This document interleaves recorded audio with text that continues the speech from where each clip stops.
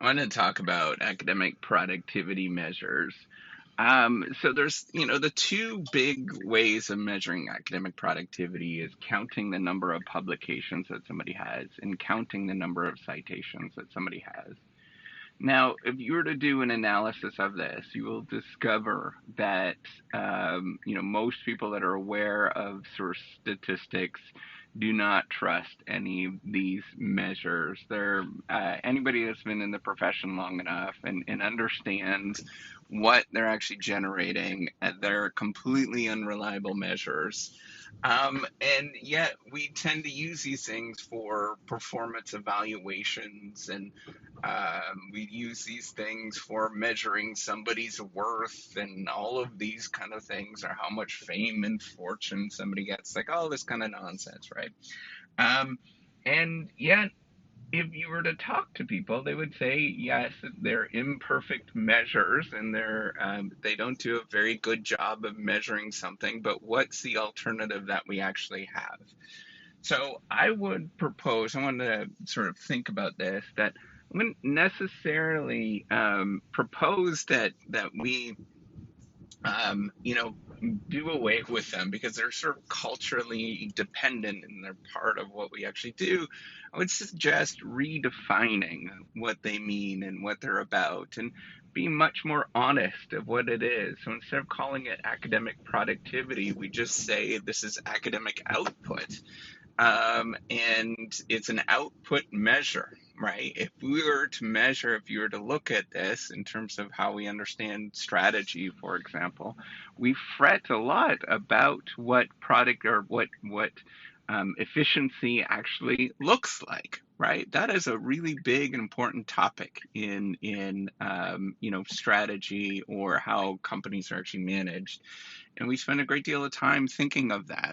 So the problem with just looking at an output is that we're not necessarily taking into account what goes into it, and we don't have a good sense of what goes into it. So I think if we were to have a cleaner sense of what that is, one metric is looking at the cost of an individual, I guess, and the amount of output that they actually have. But that doesn't strike me as comparing apples to oranges because people do different things, right? And um, some academic disciplines take a lot longer to produce different things. We want to encourage academic diversity. That's an important part of the whole academic game. Um, so another measure and metric is to perhaps, and this is the kind of the older way and the way that some people sort of do things, but not always, is you simply just ask other people, do they know of this person? Are they making an impact?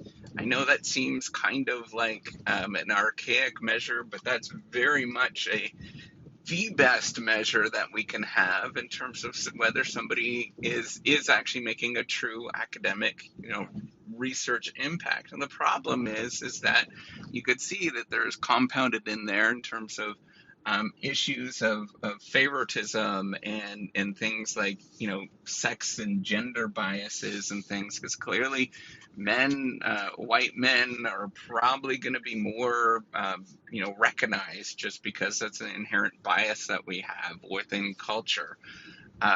Not to say it's better, not to say that white men are any better and all that kind of stuff, but it's just the inherent bias that is. And so we have to be cognizant of that. So the problem that we need to do is just be more upfront with it and sort of say what we're doing and what we're measuring with these different things, and weight them in appropriate ways, right? So, for example, perhaps what we should be doing is when there's any sort of performance, criteria that's being met, that should be weighted based on the number of co-authors people have. It should be weighted in terms of, I don't know, the statistical techniques that people use within the different papers, maybe weighted based on the paper length, like all sorts of different metrics that we have available to us. And we have, you know, the ability to capture these things, and yet we still tend to go with very rudimentary things because they're easy to capture and they're easy to measure.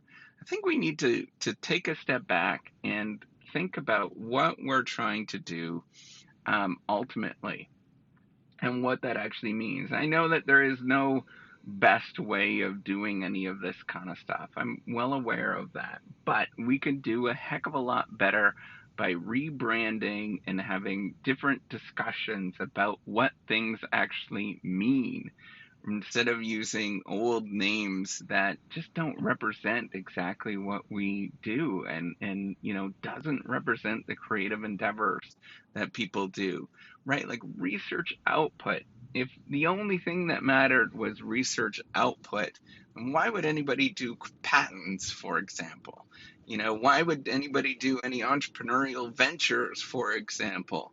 Right? It stifles what we're truly trying to do.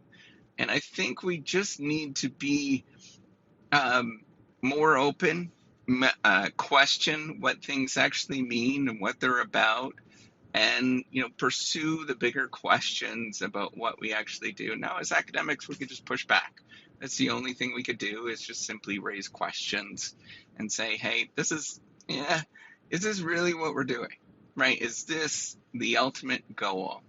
Um, I don't know what the right solution is with this, but I think we could do better. And that's where I'm going to stand with this. I think we can do largely better. There's smart people that can solve this kind of stuff. And I think we need to be a lot more upfront with what we are about. All right, take care and have a wonderful day.